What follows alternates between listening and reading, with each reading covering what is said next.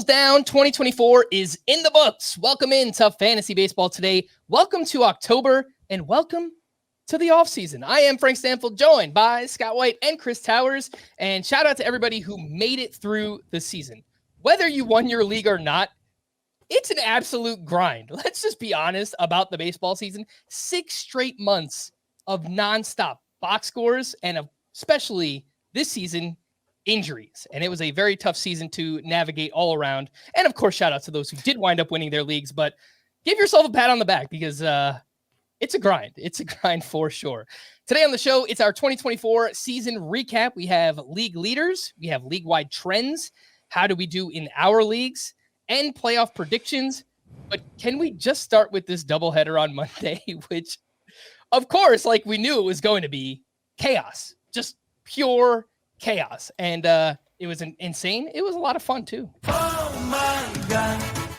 Yeah. Oh, my God, indeed. Because these teams wound up splitting the doubleheader, which means they are both in the playoffs, the Mets and the Braves. The D-backs are out. Sorry, D-backs fans. Sorry to our buddy the Welsh there. Game 1 of this doubleheader might be one of the best baseball games ever. Is that like an overstatement? An emotional roller coaster back and forth. The Braves were up for most of this game. They had a 3-run lead going into the 8th inning. The Mets score 6. They take a 6-3 lead. The Braves score 4 in the bottom of the 8th. The Mets retake the lead in the 9th inning, and they wind up winning the game 8-7. Dramatic go-ahead home run from Francisco Lindor. Crazy. Just crazy. Immediate reaction, I guess. That's crazy. If it wasn't for Shohei Ohtani, Francisco Lindor absolutely would have won MVP today. Like that was about as dramatic a home run as you can hit in a regular. I mean, is there a more dramatic home run you can hit in a regular season game? I guess it wasn't a do or die situation. Like as we saw in game 2, the team that won was pretty willing to roll over. And I would guess that it would have been the same had the tables been turned, but still it was an incredible moment for Lindor. His reaction after the game, I don't know if you guys saw the picture of him after the last out, clearly in a ton of pain, clearly very emotional at second base. What a season for Francisco Lindor. Yeah, yep. Will not win the MVP. We know Shohei Ohtani will win the NL MVP, but an MVP caliber season nonetheless for Francisco Lindor, who, towards the end of the season, we just mentioned what he did on Monday, but also on Sunday. I mean, these were must-win games for the Mets. 2 for 4 with a sock and 2 shoes on Sunday. Awesome season for Francisco Lindor. Scott, your Braves managed to win game 2. They're in the playoffs, so congrats to you, I guess, kind of. How do you feel about it? I don't know. I feel like, obviously, you're happy, but it's kind of a weird situation, right? Like, now Chris Sale's hurt. I don't know. Well, first let me set the scene of that first game where it started before I picked up my kids from school. They're very invested. I told them it was 2-0. We got home, it was 3-0. Everybody was in a pretty good mood. And then came the 6-run 8th inning, at which point I sent... There was a lot of screaming and crying, and also Scott's kids were very upset. My youngest, the 7-year-old, upstairs to take a shower because I told him I didn't think this was going to end well. Oh, he went no. upstairs. He went upstairs crying. Oh. Meanwhile, my oldest, my 10-year-old, almost 10-year-old, is trying to learn long multiplication. And I had forgotten how to do long multiplication, like standard algorithm. I totally forgot how to do that. So I'm trying to watch YouTube videos, trying to figure it out because he doesn't know what he's doing with it. And so he's trying to get his homework done. And meanwhile, they come surging back the next inning. My youngest is out of the shower at that point. So we're all jumping up and down because the Braves retook the lead. And then we were devastated all over again the next inning. So that was disappointing. They had to go do something later, so they didn't see game 2. But game 2 felt very businesslike. It was the Mets, real anticlimactic. Yeah, the Mets had already accomplished what they needed to, and so they seemed like they were phoning it in, and so the Braves pulled it out. But it was kind of scary there because all in game 1, the expectation is, okay, if they lose this one, Chris Sale's going to start game 2, and then he didn't. And we learned he wasn't going to. It's like, who's going to start? And because everybody's tired. Everybody pitched too recently. he's not going to pitch in the wild card series, it sounds like. Yeah, No. that's what it sounds like. So this is It's weird. Like every quote that they've put out is like, it's really not that big of a deal. He's barely hurt. And yet he's not going to. It's so weird. Yep. And he was scratched from this start. Chris Sale was game 2 of the doubleheader due to back spasms. That's the injury that was reported here. And we talked a lot about in September, the velocity being down for Chris Sale. His most recent start was back on September 19th. His fastball velocity, a season low 92.7 miles per hour. So it sounds like he could have been pitching through this injury. I think they said as much, right? They said that during that last start. They said he felt the back spasms in the second inning of that September 19th start. It's just, why did this only come out in between games 1 and 2 when all the while they were saying they're going to use him? Right? They're going to use him when they're facing elimination. That's what they're saving him for. Yeah. And that was the official line, and it made sense. But then they were facing elimination, and it's like, no, actually, he's been dealing with back spasms for 2 weeks. So at the very least, they were lying by omission.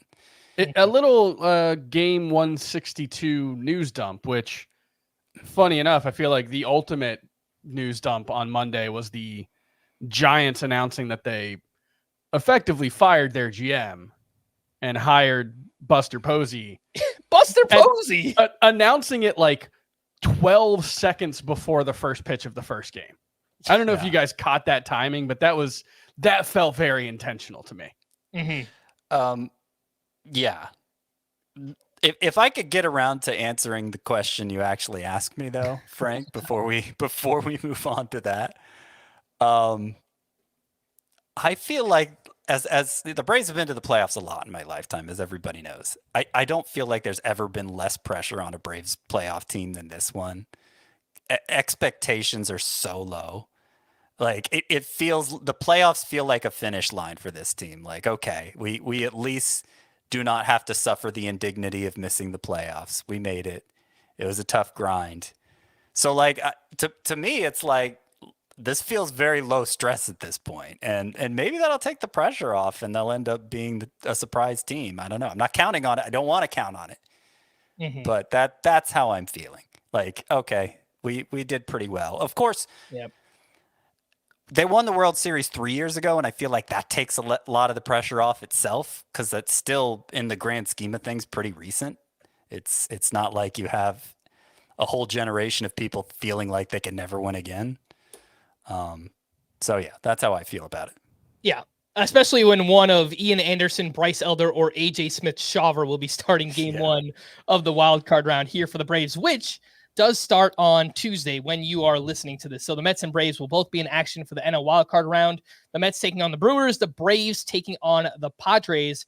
We'll give you our playoff / World Series predictions later on in the podcast. We'll kind of wrap up with that. Just wanted to quickly touch on a few other things just from a fantasy perspective, putting a bow on this doubleheader before we kind of just move on to wrapping up the season. Spencer Schwellenbach in game 1 of that doubleheader shoved once again. I mean, biggest game of the year, 7 innings, 1 run, 5 strikeouts. He finishes his season with a 3.35 ERA, 104 whip, 127 strikeouts, over 123 2/3 innings. I don't know if I am supposed to reveal this, but we were talking beforehand. And Chris, you're way too early starting pitcher ranks. Yeah. You have Schwellenbach at SP26, which sounds good to me. Yeah, I mean, look, there is a lot of fluidity between, honestly, like starting at 6. I feel like I have no strong opinions about starting pitcher. Like, I feel pretty good about the rankings. I feel like I've got some strong takes, but it's pretty wide open. So, like, if you wanted to say it is crazy to rank Spencer Schwellenbach ahead of Sonny Gray, I wouldn't really argue with you. I have Schwellenbach ahead of Sonny Gray, but I wouldn't really argue. But yeah, I have him as a high-end SP3. I'm not sure I'm going to be the highest person on this podcast on him. But yeah, I think the problem is the upside's clear, right? We've talked all about it. The K- walk rate, I think, is 12th in baseball, or it was entering its final start.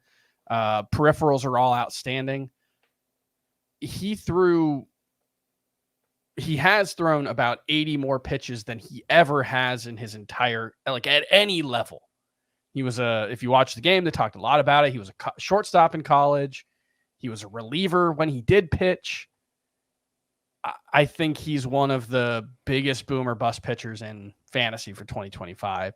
I have no idea if the Braves are going to try to limit his innings. They surprisingly didn't really here. So I don't know, man. I don't really like, I feel good about him at 26. I don't think I could really move him all that much higher and feel good about it. But yeah, I'm also not sure how I'm going to feel hitting that click button. That's one that we could get to the end of the 2025 season and look back and think, what were we thinking Spencer Schwellenbach as a top 30 pitcher? Like that feels really, really possible. I feel like you could say it either way. Yeah. Crazy to me. I feel like you could say, just, who is this Schwellenbach guy? He was a flash in the pan last year, winds up doing nothing in 2025. Or I think he could be like a top 10 starting pitcher in fantasy next year. So it's he could be George Kirby. I think more, and correct me if I'm wrong, Chris, but I think more than anything, what your ranking indicates, your ranking of Schwellenbach, is the point in the starting pitcher rankings where you don't feel great about anyone, so you might as well just go for as much upside as you can get. Yeah, no, I mean it's Hunter Brown at 25. I mean even Blake Snell at 24. I again don't feel strongly about Blake Snell at 24. Yeah, wouldn't feel strongly about him anywhere. But it's Snell, Hunter Brown, Schwellenbach, Carlos Rodon, who I really talked myself into over the last week or so. Tanner Bybee, Grayson Rodriguez, again, who knows? Bryce Miller, is kind of already a little bit of what we want Spencer Schwellenbach to be, right? Like we hope for more strikeout upside for Schwellenbach, but like Bryce Miller just finished a top 10 fantasy season. I don't know how. I feel like he was like never a top 10 pitcher, but it's I mean, you could definitely see ranking those guys in a different order, but it's not like there's a sure thing among them. No. Except maybe Bryce Miller. I don't know. That's the one that stands out to me as maybe a little low. Last thing from the doubleheader, Ozzie Albies, huge 2 games, 3 for 7 with a home run, 5 RBI. And we spoke about this last week. All of that came as a right-handed batter against, I don't know if every pitcher he faced was right-handed pitcher, but the first game where he did most of that damage came against Tyler McGill, who is a right-handed pitcher. And Ozzie Albies has typically been a switch hitter in his career. He's batting only from the right-hand side because he has that wrist injury right now. But throughout his career, he's been much, much better as a right-handed batter. So, Scott, I just wonder if maybe this can, I don't know, nudge him a little bit. Like, why don't you just be a right-handed batter full-time? Maybe. Yeah, I hope for it. The bases clearing double was off Edwin and Diaz. Yeah. And it was there was nothing fake about it. He clobbered that ball. So I'm hoping it opens the Braves organization, Albies himself, to that possibility. The problem is that entering this doubleheader, he had gone 4 for 31. Well, so I'm not sure it's quite enough. We'll see how the postseason goes. Maybe the postseason makes it more makes it clearer. But my point is, I think it has to be abundantly clear for him to make that kind of a change. I think part of the problem is using this period as any kind of test for Albies is kind of impossible, right? Because he missed 2 months with a fractured wrist. Clearly didn't let it heal properly because he's not batting left-handed because the wrist hasn't healed properly. It was a wrist, right? Not a hand? I believe a wrist, yeah. A wrist. He got 2 rehab games in and then stepped right into a pennant race. And so it's like, even if he was, even if he wasn't trying something that he's never done, which is hitting righty full time, he might have struggled in this situation. Like those sound like a pretty good reason for a player to struggle. Sure. And so I think Ozzie Albies should at least experiment with it because I just think he's a better hitter as a righty. Like, obviously he doesn't have experience seeing the ball from that angle, and that could just trip him up entirely. But there are relatively few hitters who have extreme right-handed platoon splits. There are a lot of lefties who struggle against lefties.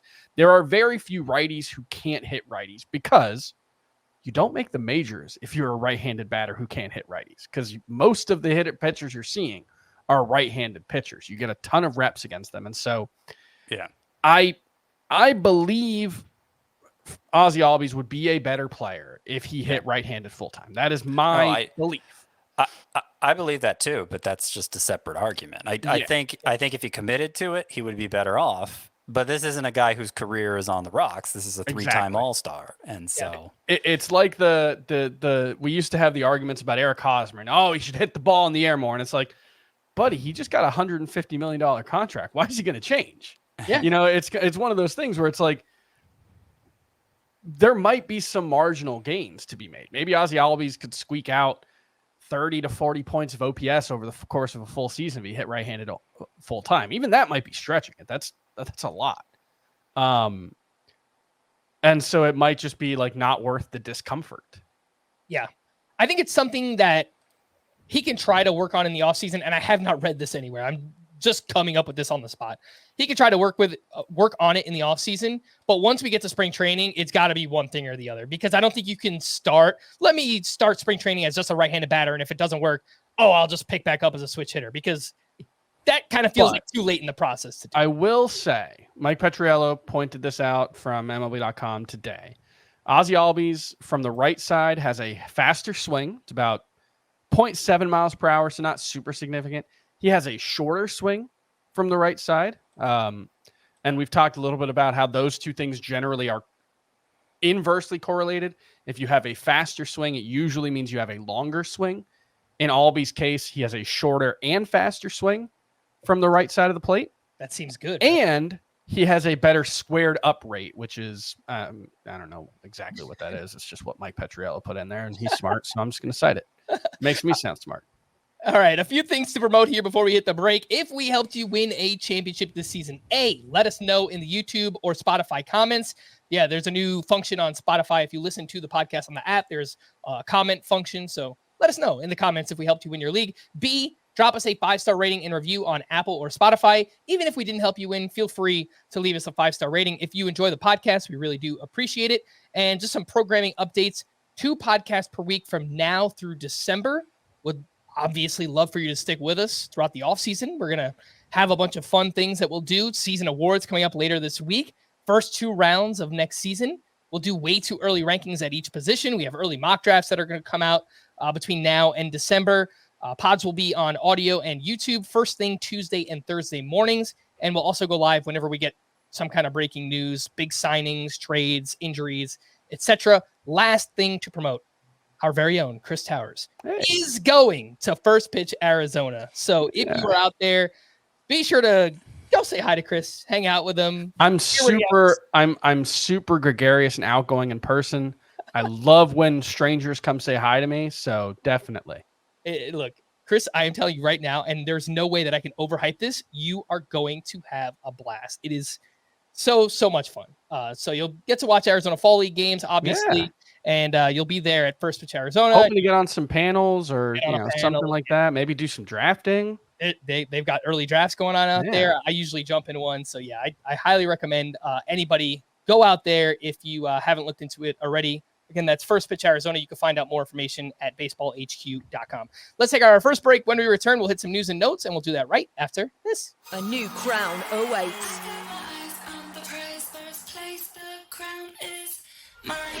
Brilliantly taken. The journey to become European football royalty has begun. A stunning goal. The UEFA Europa League on CBS Sports Network and stream every match live on Paramount+. Welcome back in. Some news and notes heading into the playoffs. Yordan Alvarez did some hitting and running on Monday to test out his knee for the wild card series. They are going up against the Tigers, so it's the AJ Hinch Revenge series there. And something I thought about earlier, it doesn't matter at all to Yordan Alvarez or the Astros, but neither team in the World Series last year is in the playoffs this season. Just something that dawned on me. I also there's been a lot of talk of how did the Mariners miss the playoffs with the pitching staff that they have, and that's a fair point. They had the second best ERA in baseball, and I'm going to assume they had the best starting pitching in baseball. At the very least, the healthiest. I mean, we know their 1 through 5 is going to rank very high in fantasy. The Diamondbacks missed the playoffs as the highest scoring team in baseball. Wow. So on the other side, the best pitching team in the American League and the best offense in baseball both missed the playoffs this year. Wow. That's kind of wild. Sounds like maybe they should make a trade with each other. The D-backs and the Mariners this offseason. Eugenio Suarez to the Mariners. The return. Let's see. Vinny P. Maybe, I don't know, trade in a new batting eye in Seattle. See if you can't fix that. Well, I did see something, and I didn't look into it that deeply, but something about Jerry DiPoto saying they're going to have to change the way they approach hitting development or something like that because it's clearly not working. Well, there was also a hilarious quote about how they're not going to go into the free agent market because they're burned by the Robinson Cano trade. Robinson Cano contract. The Robinson Cano contract was awesome for the Mariners. Objectively, one of the most successful long-term contracts that any team has signed. Robinson Cano was awesome the entire time he was there. Then they traded him and got Edwin Diaz and Jared Kelenic, right? I wouldn't say he was awesome while he was there. No, the Mets got Edwin Diaz with Robinson Cano in that deal. So the Mariners got Jared Kelenic. They were able to successfully dump his salary. Robinson Cano was pretty awesome in Seattle. Okay. He had one amazing season in 2016, 39 homers with an 882 OPS. 2014, his first season, 314, 14 homers. Next season, 287, 21 homers, 779 OPS. We know it's a tough place to play. He had one really, really good season. I'm just saying, like, that's a dumb reason to say, yeah, we're not interested in Juan Soto, which is effectively. And then there was another part where they were like, oh yeah, we're gonna raise payroll. We're just not gonna jump into the deep end of the free agent market. And it's like, they're liars. Well, yeah. Well, no. They're definitely going to raise payroll. Julio Rodriguez's salary jumps up $8 million this year. Logan Gilbert, Randy Arozarena, George Kirby, and Kyle Raleigh are all arbitrary. Like, yeah, their salary's going up in 2024 or 2025. It doesn't mean they're going to be a significantly more talented team. They should be. Yeah. There's no reason that team shouldn't be going all in right now, but it doesn't seem like they have a ton of interest in it. They clearly need to trade for hitting if they're not going to spend in free agency, which I think very clearly they are not going to spend, at least not big in free agency. That is the Mariners. Vinny P. Baby. Vinny Pasquantino hit in the cage on Monday. The team will see how he feels Tuesday before deciding on his wild card availability. He had surgery to repair a fractured right thumb back in early September, so this is pretty aggressive if he was to be out there and playing right away. Tarek Skubal became the first pitcher to win the Triple Crown in a full season since 2011. 18 wins, 239 ERA, and 228 strikeouts. He was not alone in that. Didn't Chris Sale also win Triple Crown? I feel like that's the case. Would make sense. I believe they both. Yeah. There were 2 Triple Crowners in the league this year. Yep. Skubal almost won the MLB Triple Crown.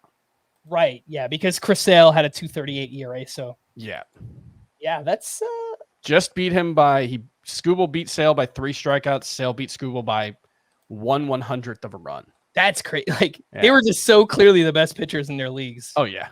Wow. Yeah. Although, man, Zach Wheeler came on real strong at the end. He certainly did. Luis Arraez is the first player in MLB history to win a batting title with 3 different teams. In 3 straight years. The Cardinals are not expected to re-sign Paul Goldschmidt this offseason, according to Katie Wu, who covers the Cardinals for The Athletic. And Goldschmidt ended his season 245, 22 homers, 11 steals, 716 OPS. He did get better in the second half, but at 37 years old, it kind of looks like the decline is officially here for Goldschmidt, though he has bounced back in the past.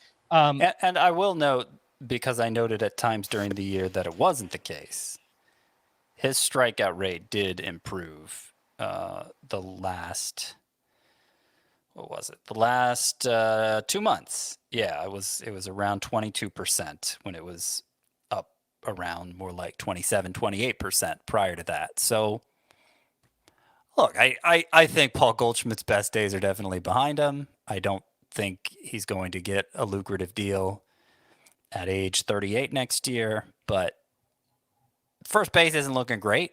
and he may still have some use. We may still be able to wring a little something out of Paul Goldschmidt. Let him sign a 2-year, like $21 million deal with the Rockies.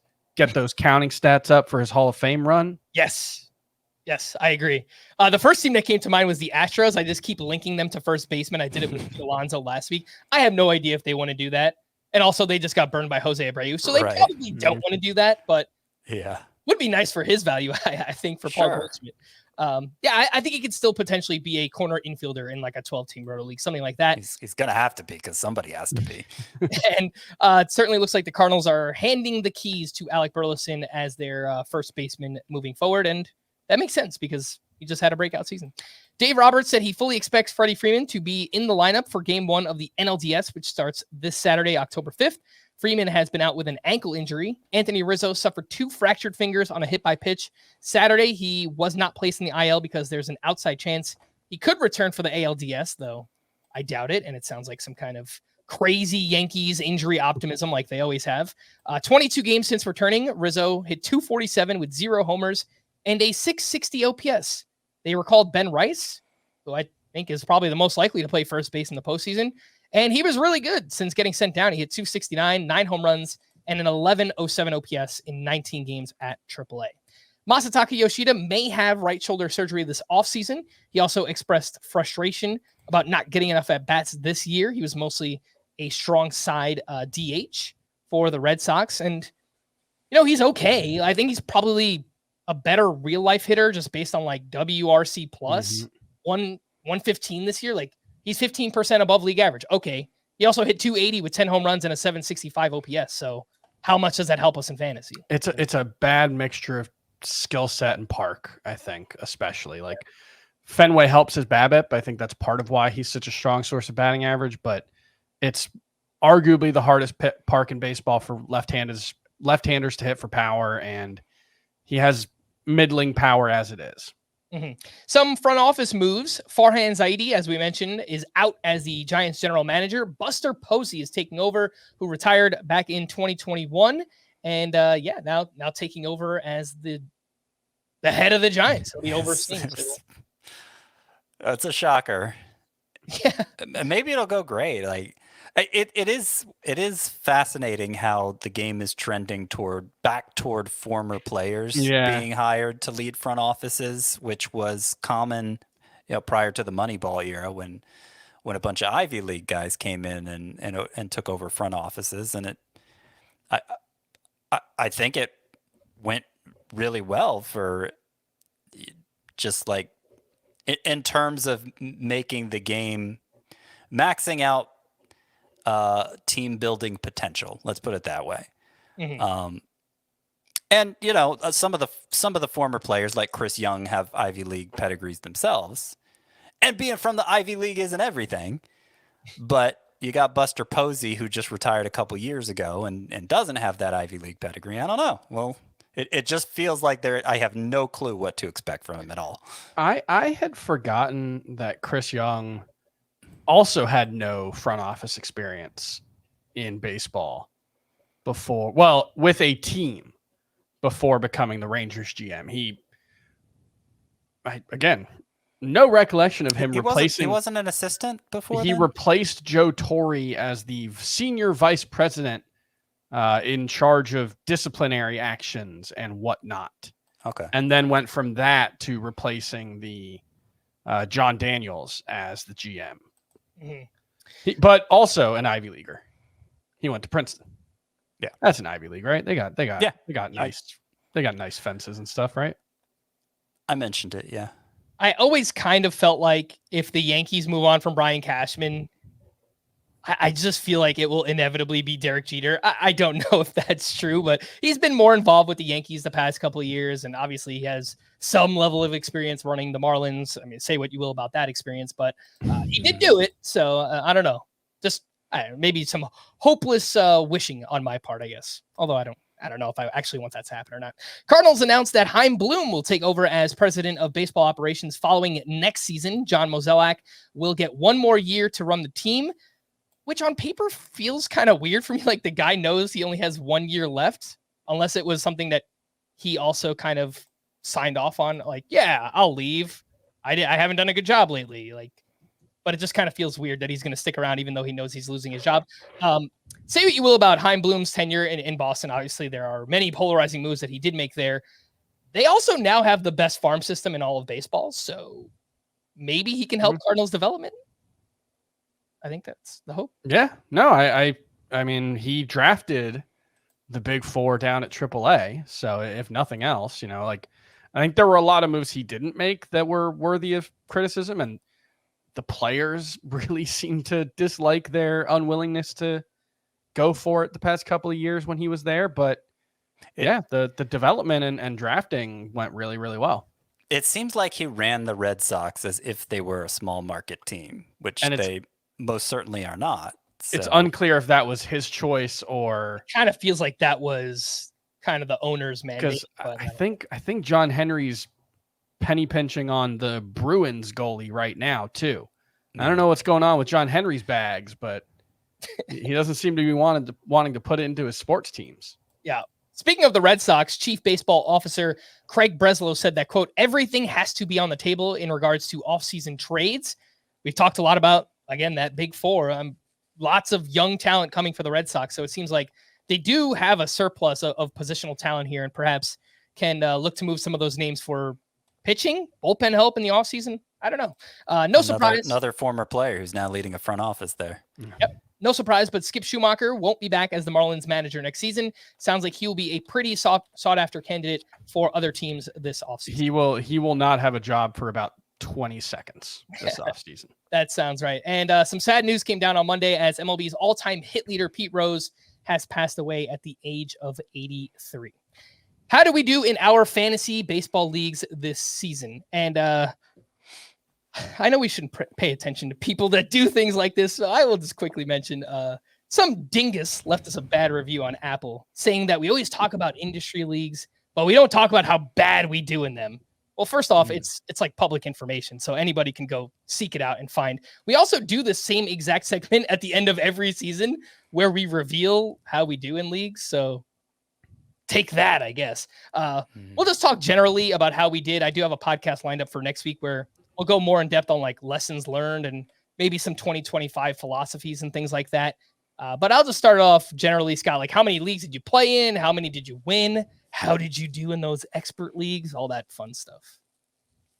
Okay. I played in 12 leagues. I won 2 leagues. I won my home league.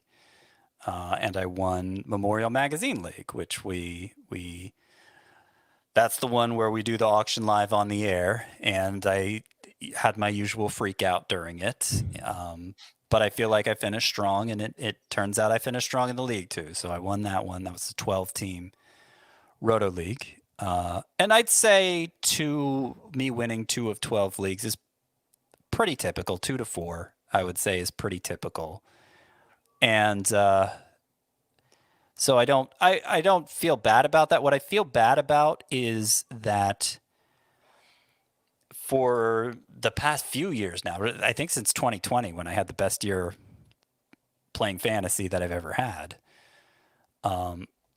in the 4 years since then, it's become much more common. While I'm still winning my usual number of leagues, it's become much more common for me to finish in the lower half of the league, when prior to that, it was almost unheard of. And so I don't like that. And I both of the industry leagues that I would say are widely followed, that was the case this year. The TGFBI, which is the Great Fantasy Baseball Invitational, run by Justin Mason, and Tout Wars. And in fact, Tout Wars, I won Tout Wars in 2020, and that was my 3rd year in Tout Wars. The first year I finished second, the second year I finished third, the third year I finished first. Every year since then, I finished in the lower half. And it's getting to me. I think the issue is the 15-team Roto format. I think I'm just not handling it very well. And so that's going to be a big focus for me this offseason, figuring out how I can improve in that. My suspicion being that I need to play it safer overall. treat it more like the deepest of formats I play in, the AL and NL only leagues, which I generally do well at. And I just go very, very, very, very safe in that. And okay, 15-team mixed isn't as deep as 12-team AL or NL only. It's not even close to as deep, but it's pretty deep. It's deep enough that the waiver wire is kind of a wasteland still. There will be players emerging throughout the season, but they will always demand a huge number of fab dollars, and you're just not going to get that many of them because of that. And so I need to put more stock in having a stable roster that can run the course of the season, rather than taking so many big swings. Taking some big swings, but late.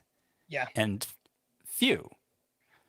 I say that. I will remind you of this again in March, Scott, because you said the same thing on this podcast last year. Well, and I feel like your TGFBI team was a dynasty team again. I say that, and I decided that about halfway through this year, what I just went into, when it seemed like Jackson Chorio and Jackson Merrill, who I drafted both in TGFBI and Tout Wars, they both seemed like busts at the time. They ended up not being busts. They ended up outperforming where I had them ranked, actually.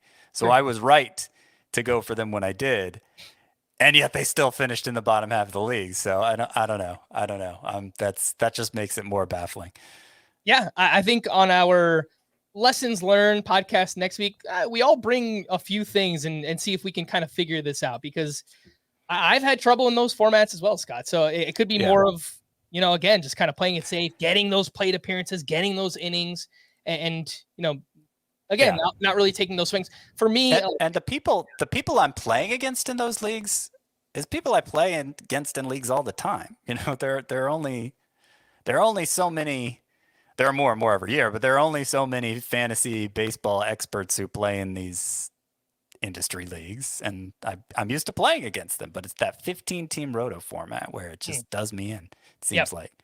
All right, Chris, over to you. How many leagues did you play in? How many did you win? How did you do in your industry leagues? 11 leagues, didn't win a single one. Ooh. I had a couple of head-to-head leagues where I made a run but didn't quite come away with it. Had a couple of roto leagues that I was in it right until the very end, just couldn't get over the hump. So that's not great. Finished in the top half of most of my leagues, I think, and especially in my quote unquote experts leagues. I always feel weird about the term expert. I'm not an expert. I said industry. I like to get industry. I'm just some guy. Yeah, industry leagues. I was that kind of third. makes it sound like we're working at a factory, though. So. Yeah, there's no good term. I was third in my TGFBI league. I actually was in the same league as the overall champion. I can't tell Brent Franey or Tanner Bell. They have two different names listed. Gotcha. But I believe they won the overall. I finished third. Tanner Bell, who co-authors the process. Yeah, him and Jeff Zimmerman, I think, run that team together, is what I saw Jeff say on Twitter. And they won overall. I finished 70th overall at 420 teams. I was third in my league. Made up some ground right at the end. So that was pretty cool. I also, my first year, I think I stopped doing mono leagues before the pandemic. I just meaning AL or NL only. AL or NL only. When I was doing football analysis, there was just no way to keep up with it. So I did AL only labor. I was in like the top 5 most of the season. I dropped to 6th right at the end. Not great, but not terrible. I had no saves or stolen bases, and those seem like really easy things to miss when you're not used to playing a mono league. Top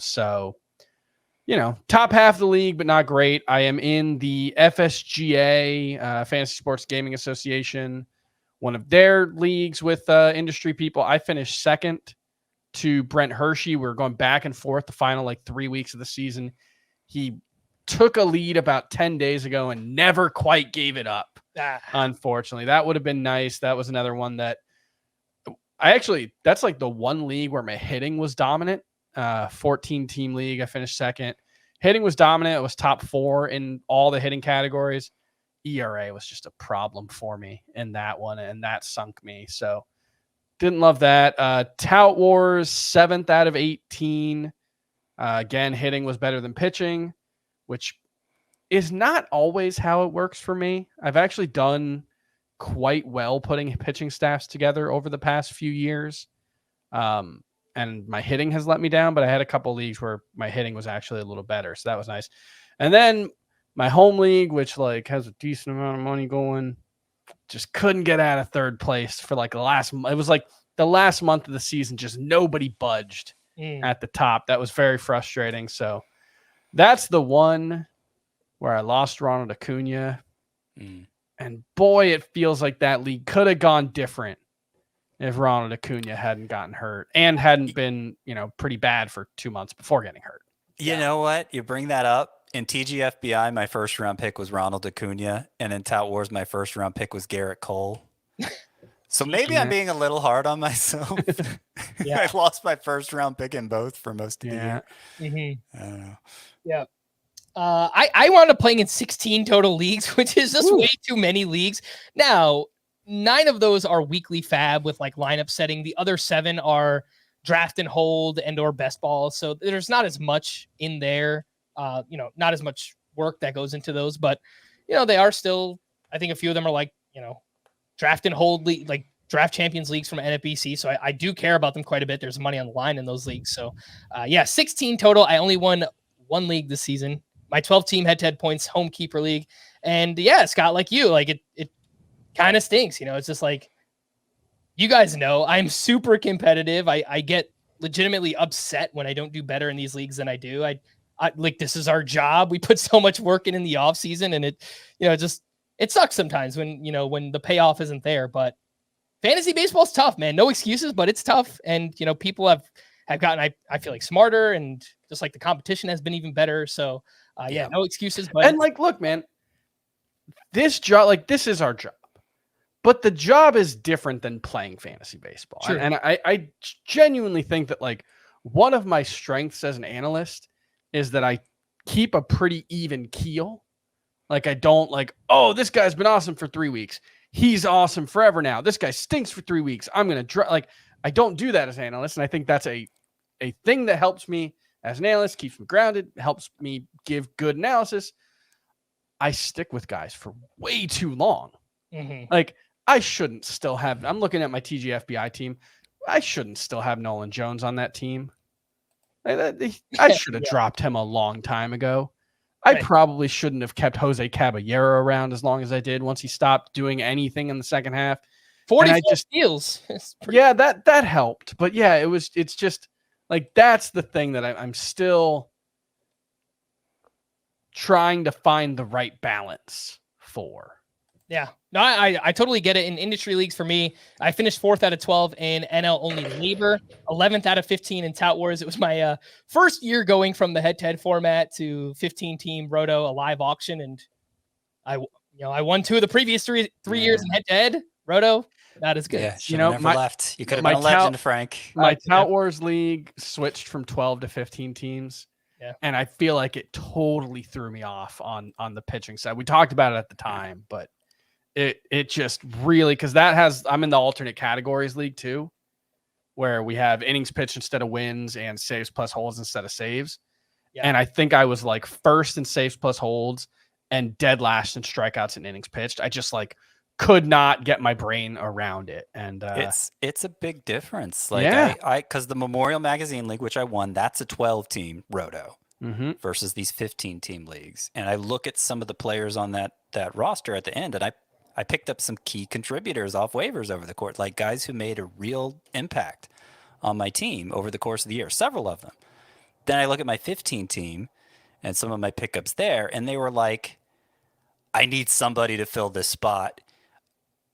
Oh, look, here's somebody who's actually playing. They were desperation pickups, and not you can't really find impact players unless you throw a third of your fab budget at them in the 15-team league. And it's just, even then, you might be throwing away a third of your fab because you might just pick wrong, You might be throwing 30% of your fab budget at Victor Scott, which I'm pretty sure I did in TGFBI. Right. Last but not least, the Great Fantasy Baseball Invitational, which we did mention. I put up 129 points in a 15-team roto league. and I came in second. I did not win my league because someone put up 131. I think it was Todd Whitestone. So shout out to him. The overall prize, there's 420 teams. I finished 9th out of 420, but yeah, I didn't win my own league. So what does it matter for? Shout out to our podcast league champions, Nathan McCullough in the head-to-head points listener league and Dave Coffey in the For the People 16 team head-to-head categories listener league there. Let's take our final break. When we return, we'll quickly run through some league leaders, some league-wide trends. We'll do that right after this. Baby, we are gonna start a fire. From world-renowned clubs Simply devastating. to worldwide stars, Wrexham have done it. This incredible ride continues. the English Football League on CBS Sports Network, and stream every match live on Paramount Plus. Welcome back in 2024 league leaders. Before we get into, well, we're going to mention a lot of them because I just wanted to point out what the two likely MVP winners wound up doing. Aaron Judge, 322, 58 homers, 122 runs, 144 RBI, 10 steals, 1159 OPS across a career high 158 games. Shohei Ohtani, magical season. What else can you say? 310 batting average, 54 homers, 134 runs, 130 RBI, 59 steals, 1036 OPS, also across a career high 159 games. And according to the Razzball Player Rater, Ohtani earned $73.8 in a 12-team Roto auction league, $260 budget, which is more than what Acuna earned last year, $71.4. And I genuinely didn't think I would see a better season than what Acuna did last year. Yep. We talked about this a while ago when Acuna still had a big lead over Ohtani. Obviously, Ohtani added on to his numbers since then. It looks like he added about 20 points of batting average to finish 310. He went bonkers. He had like a 4-game series in Coors Field too. Like that final month was insane for him. From that, the game where he went 50-50 in Miami when he went 6 for 6, he went 27 for 43 with 6 homers, 20 RBI, 15 runs in his final 10 games of the season. Crazy. He hit 6 homers, 6 doubles in 10 games and stole 10 bases. It's stupid. unfathomable. Yeah. League leaders for this season, runs scored. Just mentioned the name, Shohei Ohtani, 134. There were 5 players who had 120-plus runs scored. Ohtani, Soto, Bobby Witt, Aaron Judge, and Corbin Carroll, actually, even despite that bad first half. The 5 with 120-plus runs, same number as 2023. So not much of a difference there. For home runs, it was Aaron Judge who had 58. Ohtani was next up with 54. There were 4 players with 40-plus homers, Judge, Ohtani, Santander, and Soto. There were 23 who had 30-plus homers. Last year, there were 29. And you will see a common theme while talking about league leaders and league-wide trends is that overall offense was down quite a bit this season compared to last year. It was actually much closer to 2022 when we had that quote-unquote dead in baseball. So Kind of surprised Kyle Schwarber didn't get to 40. Well, he lowered his launch angle, which helped his batting average by like 40, 50 points. Frank and I talked about it last week, I think, when you weren't on. We considered it a net gain for Schwarber. I think so. Yeah. I just want to stress something you said here, Frank. So Judge hit 58, Ohtani hit 54, and only 2 other players hit even 40.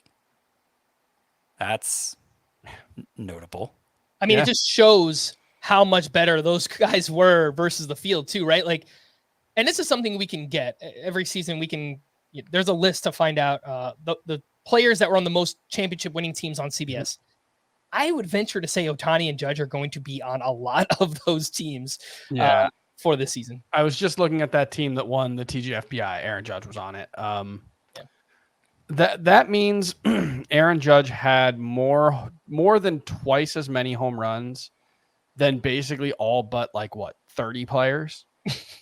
Because if only 23 had 30 plus, that's no, I guess more. At least twice as many as all but 23 players in baseball. Basically. That's bonkers. The RBI leader was Aaron Judge as well, who had 144, the most since Ryan Howard had 146 RBI back in 2008. The steals leader was Ellie De La Cruz, who had 67. There were 3 players with 50 plus. there were 6 players with 40 plus, and there were 24 with 30 plus steals this season. Last year, there were only 18 with 30 plus steals. And guess what? There were actually more steals in baseball this season than there were last year with those new rules that encourage base stealers. And it was actually the most steals in a baseball season since 1915. So, yeah. And that's not necessarily unexpected. You know, we saw something similar, I think, in the minors, where it probably took about 3 years to really level off. Yeah. On the pitching side of things, the wins leaders, we mentioned Chris Sale and Tarek Skubal. They both had 18 each. Last year, it was Spencer Strider with 20. The strikeouts leaders, same 2 names, Skubal with 228, Sale with 225. We had 11 pitchers with 200 plus strikeouts this season. Last year, there were 17 with 200 plus strikeouts, which is interesting because ERA and WHIP were much better this year, but high-end strikeouts were down. That's one thing that I've noticed going through it. When you look at a lot of the guys who had really good ERA and WHIP seasons, they weren't high strikeout guys. Corbin Burns, 292, Seth Lugo, 3 ERA, both only had 181 strikeouts. I don't think Logan Gilbert got to 220, but none of the other Mariners guys got to 200. They all obviously had very good ratios. Imanaga had 174. It was a weird season. I don't think there's anything to take away from that. Like, I think just a lot of the high strikeout guys, like, injuries hit high strikeout guys a little more this season. Strider, Cole. I think that's part of it. Yeah. I wonder if any pitchers this season were consciously pitching to contact because they saw that the environment wasn't as bad on balls in play. Yeah, I think there's a good chance of that. If obviously it requires more pitches to get strikeouts normally, and if less damage is happening on contact, you're not going to try for those strikeouts as much. I know Schwellenbach consciously stopped trying for strikeouts as much, and you'll notice the strikeout rate was lower in September than it was in August, and it's not like he became more susceptible to damage when he cut back on the strikeouts. But that's just one example, but it stands to reason that there would be multiple examples of that across the league. Also, you said 2024, the offensive environment ended up pretty similar to 2022. 2022 was the year that reversed the very steady upward trend of strikeout rate across the league. Strikeout rate fell in 2022. And it's basically been the same since then. 2023 was about the same. 2024 was about the same. But it's kind of leveled off in this 22% range when it had, over the course of decades, climbed from like 16% to 23%, and now it's dropped to 22%. So the one thing I do want to say is, like you said, the strikeout rate compared to last year are basically identical, 22.6% to 22.7% in 2023. K per 9 down 8.74 for 9 to 8.6 this year. So I actually think like the overall drop in raw strikeouts that we saw is probably less a conscious decision and more innings were shorter because there were fewer hits. I think that's probably like, because the chances of any given plate appearance ending in a strikeout were basically the same as last year. And I think it's just that there were fewer plate appearances because there were more outs. Mm-hmm. If that makes sense. For the ERA leaders, Chris Sale just barely beat out Tarek Skubal, 238 to 239, and we had 9 qualified starters under a 3 ERA. There was only 5 in 2023. So again, ratios much better this season despite high-end strikeouts not being there. And you see the same thing in WHIP. Logan Gilbert led baseball with a .89 WHIP. We had 4 pitchers with a WHIP under 1. Last year, there was only 1 who did that, Garrett Cole, at .98. So just a pretty constant theme here. It seemed like fly ball pitchers in general were having more success, and that would translate to fewer hits. Yeah. And I wonder if it's just, did fly ball pitchers in general figure something out? Did they do a better job at throwing pitches at the top of the zone and just getting pop-ups or lazy fly balls? Or is it just related to less damage on fly balls? Or the baseball was just different early in the season? Yeah, I think it's and that's just annoying because like we can never quantify that. Like we don't know what it's going to be heading into 2025. We just kind of have to. Yeah, all right, is the environment going to be more like 2022 and 2024, or is it going to be more like 2023? And we don't know. Quantify it after the fact, but yeah, you can't project it forward, which is the more frustrating thing, if anything. And I almost wonder. Sorry, we can move on. What I had to say wasn't that interesting. It's fine. All right. And the saves leader was Ryan Helsley, who had 49, the most in a season since Edwin Diaz had 57 back in 2018. Emmanuel Clase was a close second with 47 saves. And we had 8 pitchers with 30-plus saves this year. There were 12 last year. 2023 kind of feels like an outlier just in terms of like everything broke right with bullpens and just having more reliable closers. Not that it was bad this year. I just felt like 2023, everything broke right. Yeah, maybe, but I do feel like we're still kind of past the peak of bullpen committees, closer committees. We didn't see a lot of that this year. We saw the Dodgers do it. We saw the Rays do it once Fairbanks got hurt, but overall we didn't see a lot of it. Yeah. Season-long trends, and these are just league-wide trends across baseball. We've talked about a good amount of them already so far. The league-wide batting average was 243 with a 711 OPS. The BABIP was 291. Last year, it was 248, so 5 points higher. The OPS was 734, so 23 points higher. And the BABIP was 297, so 6 points higher. I wonder if teams either became more efficient at shifting within those shift restrictions or overall offense was just down, or maybe a combination of both. I think it's almost entirely home runs, I would guess. Yeah, could be. Yeah. Home run to fly ball ratio, 11.6% this season. It's the second lowest since 2019. 2019 obviously was the peak at 15.3%. Down more than a full percentage point. Home run to fly ball ratio from 2024 to 2023, and a 6-point drop in BABIP. But I don't know. And that might not sound like a lot, 1 percentage point from 12.7% home run to fly ball rate last year to 11.6% this year. That accounted for 415 home runs. That is a massive difference year over year.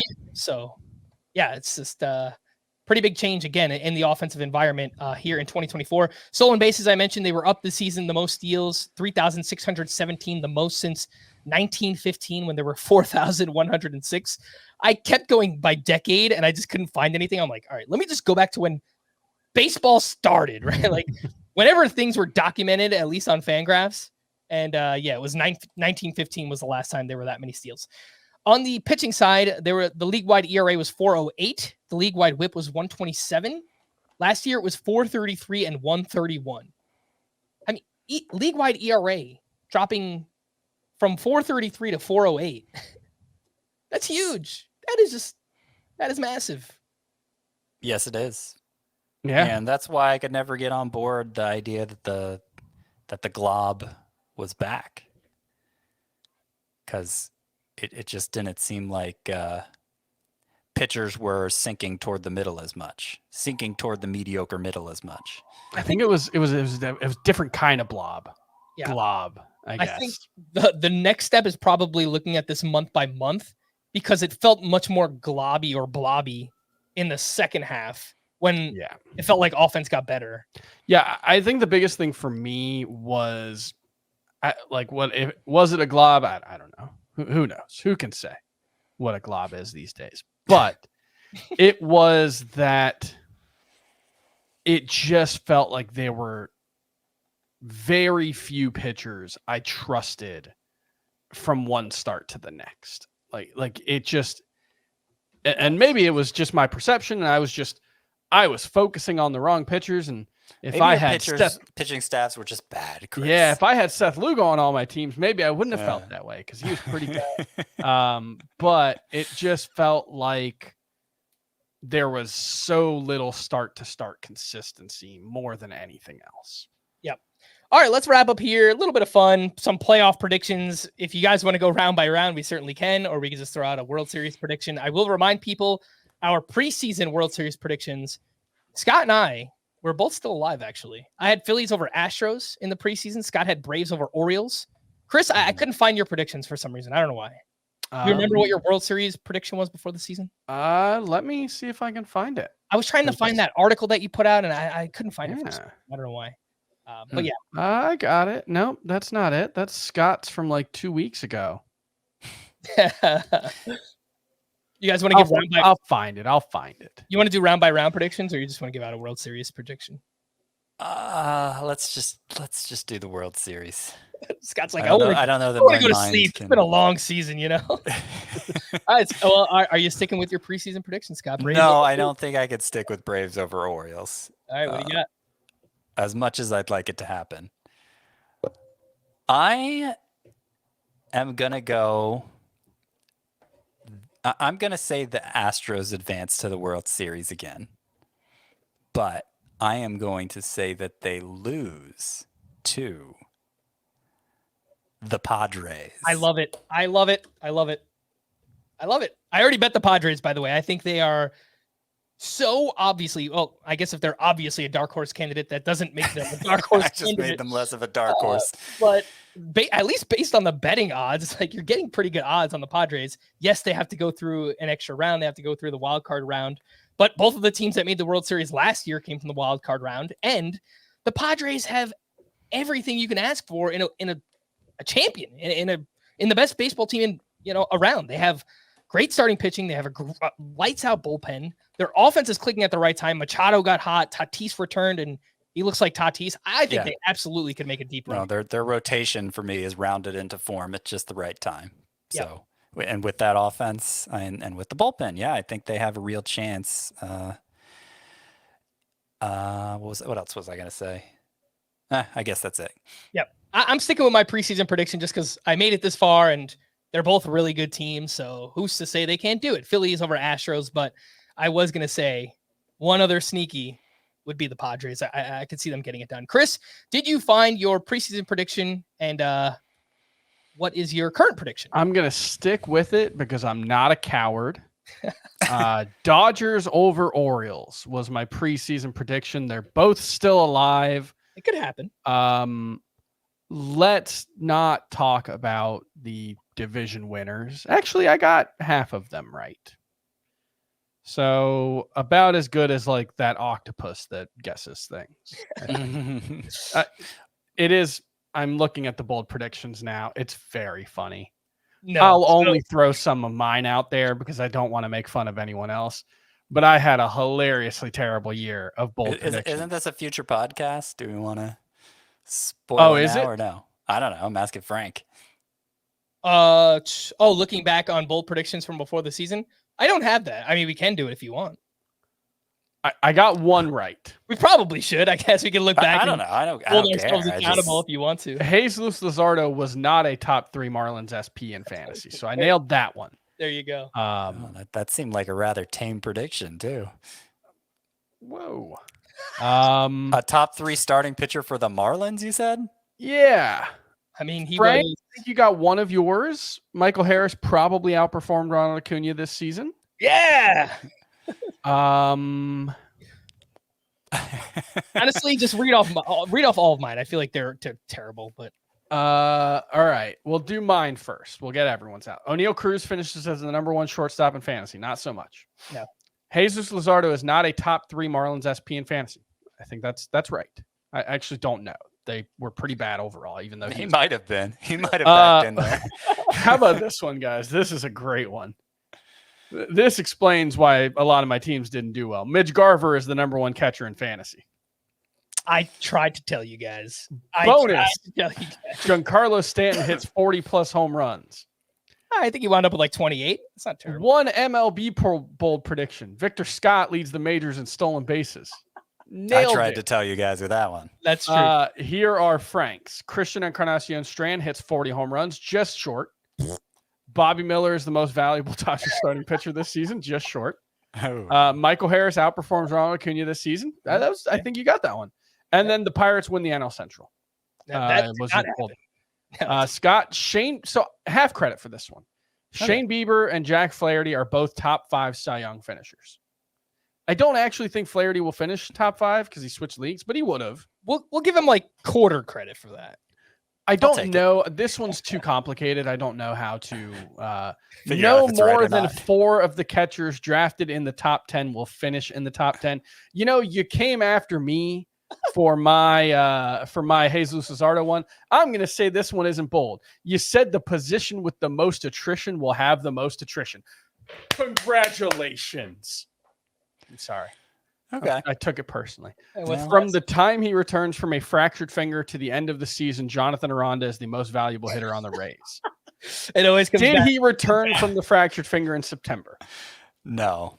No, unfortunately not. He returned from an oblique injury in September, but he got a little time before then. He might have been their best hitter from September on. You kind of nailed this one, though. Oh, yeah. No one in the Dodgers starting rotation now is there for the start of the second half. I mean, it wasn't technically true, but like... Yeah, Glasnow wasn't Glasnow? No, technically wasn't there at the start of the second half. He missed his first turn through the second half. So, actually... It's pretty good. Yeah, there you go. All right. Well, look, bold predictions are supposed to be bold, but yeah, I just feel like I am the bold prediction jinx. Like I put Christian Encarnacion and Strand in there, so confident. He got hurt, but he wasn't good before then either. So what 3 Marlins pitchers were supposed to be better than Luzardo? That's what I'm like. How is Luzardo top 3 on the Marlins? No, I said not top 3. Oh, wow. I misheard you. Yeah. I mean, it's not like the other guys were good. It's not like the point of the take, as I said here, I don't really have anything against Luzardo. I just think the Marlins rotation is going to be good. Good job, Chris. All right. Well, good job all around. By the way, the Braves are facing the Padres in round 1. I could care less about my new World Series prediction. Okay. All right. I'm not like there's no mixed loyalty here. Braves over Padres is what I want to see happen. And if it upends my World Series prediction, who freaking cares? All right. Well, thank you for clarifying that, Scott. Yeah. Now, all the Braves fans are not going to be in your mentions anymore. How about that? We are going to wrap there for Scott and Chris. I am Frank. Thanks as always for tuning in to Fantasy Baseball today. Please make sure to follow and leave a 5-star rating on Apple or Spotify. And we will be back again on Thursday. Bye-bye.